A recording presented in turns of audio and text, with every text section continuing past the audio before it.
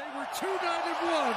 They were 0-3, and they will Monday night play a one-game showdown for all the marbles and the Stanley Cup. I can't believe this is happening. After having a 3-0 series lead and everyone being prepared to hand the Panthers the cup, the Edmonton Oilers have done the unthinkable and pushed a Game 7 in Florida. The entire NHL and its fans have been left speechless by what we're witnessing. The Edmonton Oilers have the Florida Panthers spiraling out of control, and now we're one Oiler win away from the biggest comeback and choke that the NHL has ever seen.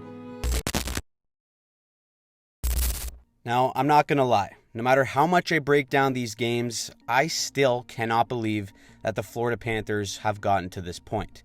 At the beginning of this series, this Panthers team looks simply unbeatable. Their forecheck was wearing down the Oilers' D, Sergei Bobrovsky had become the complete embodiment of a brick wall, and Florida looked like they were going to easily stroll to their first Stanley Cup in franchise history. Now, they just got spanked 5-1 on the road without Connor McDavid recording a single point. Despite what Paul Maurice or anyone in the Florida locker room has to say, the Edmonton Oilers are fully in the head of the Florida Panthers right now, and when you look at all the tiny details of what's changed in Florida's game, it's no wonder that they've let Edmonton come all the way back in this series. Let's start with the Panthers' biggest strength, which is their structure. No pun intended, but these guys were a well-oiled machine before the Oilers started using their puck movement and speed to negate the Panthers' aggressiveness. 3 Oilers goals in this game came off the rush for Edmonton, and according to Mike Kelly on Twitter, this is a massive improvement over the past 3 games compared to the first 3. Since Game 4, the Oilers are leading in odd man chances 20-6 and have outscored Florida 7-0 on the rush. That's because the Oilers are exiting their zone far quicker, and it has the Panthers second-guessing their game. The first goal in Game 6 is a prime example of how the Oilers' structure has forced the Panthers to play out of character. Paul Maurice said it best: when the Panthers are at the top of their game, they play a simple and straightforward style. When they're feeling it, 9 times out of 10, Florida takes this puck and dumps it in without hesitation. Instead, Verhaeghe gets a different look to try and switch sides and feed Barkov, but the pass is in his feet, and all of a sudden, the Panthers' turnover creates a jailbreak for the Oilers. Draisaitl lays enough sauce to make a Nunna jealous, and Foegele buries to make it 1-0. Because the Oilers have been so effective at taking Florida's dump-ins and turning it into a quick breakout or rush, it has forced Florida to second-guess perhaps their best weapon, which is dumping in the puck and initiating that forecheck. Without a doubt, something changed in that Game 4 8-1 win for the Oilers. The Oilers have contained the Panthers' super strength, which was that aggressive forecheck, and they have used it against them. In our Game 4 breakdown, we saw the Oilers finally break through the wall of the Panthers, and as a result, Edmonton was able to put up 8 goals because of the flyout play they used to stretch out the Panthers. By having players stretch out to Florida's blue line, it's forced the Panthers D to back off and ultimately take away their ability to be super aggressive with all 5 players on the ice. This has presented the Panthers with 2 options to adjust. Either A, have the F3 retreat and become more passive, or B, double down on your aggressive style and try to hem in the Oilers by overwhelming them. The Panthers have went with option B in these games, and on this second goal, look at how aggressive this Panthers D is on his pinch. He's all the way down at the hash marks with forward support, while Janmark is beginning to blow the zone to stretch out the Panthers and back up their last D. Now, to add on to the mess, that last Panthers D goes for a line change, thinking that the Panthers are going to keep Edmonton hemmed in. That prompts Sam Bennett to take a big old loop instead of recognizing that he's the last man back. Edmonton just keeps rimming it along the wall until it eventually gets up to Janmark.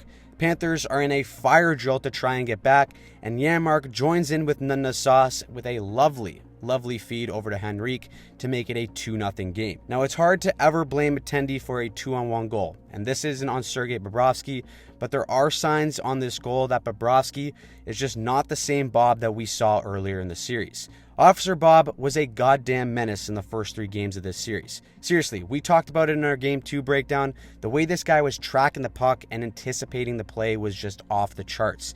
But ever since Game 4, where the Oilers lit him up for 5 goals and got him yanked from the game, That man hasn't been anywhere close to himself. Rob Gearson, who's a goalie coach and has some terrific breakdowns on Twitter, pointed out just how Bobrovsky has been off in his movements. The way that Bobrovsky comes flying out on this goal is a sign that he's just fighting the puck. When he's on, he's far more direct, he's beating passes, and he's getting set early like we saw in games 1-3 in this series. For Bobrovsky to be charging out like this is a sign that he just isn't confident in his reactions. Instead of Bobrovsky getting set and making a save, he's now trying to take up as much space as possible by being over-aggressive, and that is getting him into a bit of trouble. Now, if you look everywhere in the Panthers game right now, there's signs of doubt leaking into all aspects of the lineup. That's why when this goal got called back, it had to be incredibly deflating for the Florida Panthers. I'm not feeling deflated.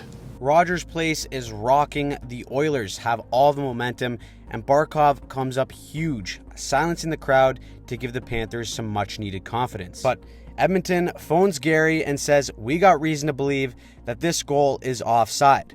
The league reviews, and we're talking centimeters here, but the Panthers' goal gets called back and it remains 2-0. After everything seemingly going right in games 1-3 for the Panthers, it's now Florida who can't seem to catch a break.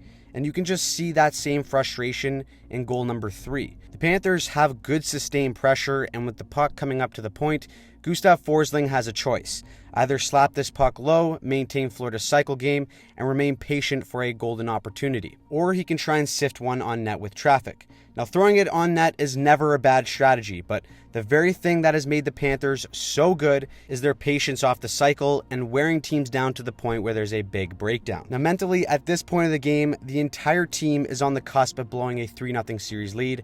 They just had a goal called back, and their only thought is, we need offense. So instead of trying to stay patient and stick to their game, the outside noise and circumstances of the series makes Forsling try and force this shot. Guess what? It's blocked by Zach Hyman. He comes down on the breakaway and scores his 16th goal of the postseason. That is the most goals in a single postseason during the salary cap era, and the Toronto Maple Leafs said they didn't want him. But hey, at least they'll give Marner that 12x8 extension that he's been looking for. Now, with that being said, the Panthers did get back to their game in the third with this gorgeous goal by Barkov.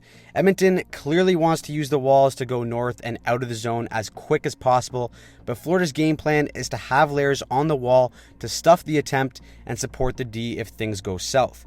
The Panthers do that on this play. The puck finds its way to Barkov, and the captain honestly does everything he can to try and spark his team. However, the storyline of this entire game would end up being the Oilers' depth. After going full-on beast mode in games 4 and 5, Connor McDavid didn't record a single point in this game. But guys like Foegele, Henrique, McLeod, Brown, Yarmark all had unbelievable games to carry Edmonton to the win. For a lot of years in Edmonton, the depth simply wasn't good enough for McDavid to win a cup.